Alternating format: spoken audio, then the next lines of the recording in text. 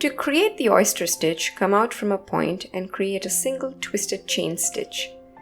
Pass the needle under the leg from the outside to the inside. Now envelop the twisted chain with a single lazy daisy.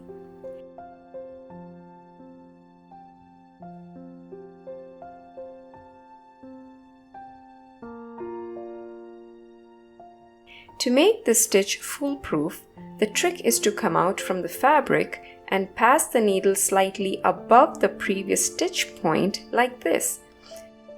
This ensures that one leg is longer, making it easy to pass the needle under it and also keeping the twisted chain stitch stable.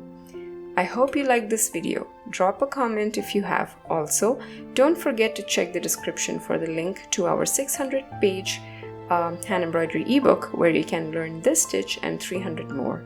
Thank you so much for watching.